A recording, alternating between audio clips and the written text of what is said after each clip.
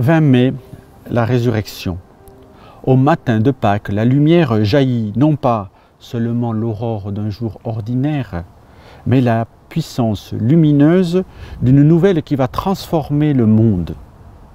Pourtant, cela n'éclate pas immédiatement aux yeux des femmes qui se rendent au tombeau, des apôtres accourus à leur suite, des disciples d'Emmaüs qui sont sur le départ de Jérusalem. Ils ont rencontré le ressuscité qui vient partager la paix.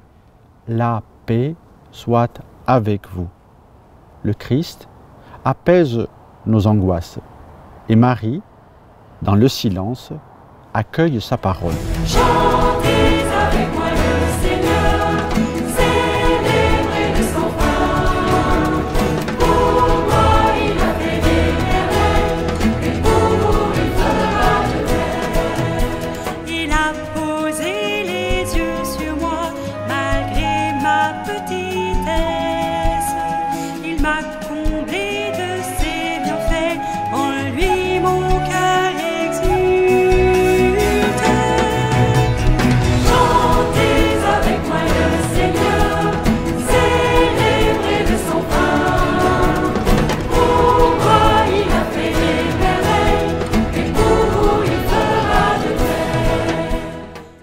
La résurrection. Je trouve que le trait qui se dégage le plus des évangiles de la résurrection, c'est l'ardeur avec laquelle chacun des 5 personnages dont il est parlé tend à Jésus-Christ tout seul avec une telle ardeur, un tel oubli des hommes et des anges, que notre Seigneur est absolument tout ce qu'il cherche. Il s'élance vers lui avec une foi ardente, la foi. Mais il semble qu'elle soit éteinte. Cependant, quoique cachée comme une étincelle au fond du cœur des apôtres, prenez Madeleine et les saintes femmes. Elles trouvent le sépulcre vide. Elles voient les anges. Ce n'est pas ce qui les occupe. Ce qui les occupe, c'est notre Seigneur tout seul. Sainte Madeleine reste en larmes. Notre Seigneur vient la consoler. Rappelez-vous que si l'âme ne cherche qu'en toute chose que Jésus-Christ, si elle se porte avec grand élan à le trouver dans les créatures, soit qu'elle marche ou qu'elle soit arrêtée, soit quand elle l'a perdu ou au bien heureux moment où elle le trouve. Si elle est toujours ardente à chercher Jésus-Christ, il finit par venir à un moment ou à un autre.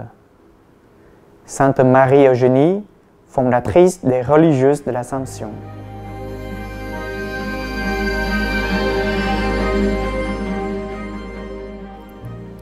Marie, nous te demandons que ton Fils devienne toujours plus l'amour fort et ardent de notre cœur, afin que nous le cherchions en toutes choses et qu'à cause de lui, nous aimions tous les hommes.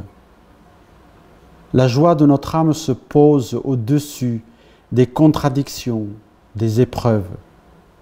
La joie de l'âme se pose dans l'espérance qu'accompagne et que guide l'amour. Que le Christ Jésus nous donne de vivre dans la paix du cœur. Mets en nous, Marie, cette paix qui t'habite.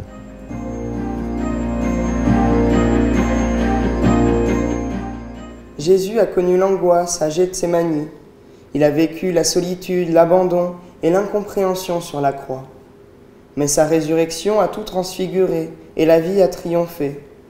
Pour toutes les personnes qui souffrent de dépression ou qui sont en détresse psychologique, que la force du ressuscité les arrache du tombeau de ces petits morts.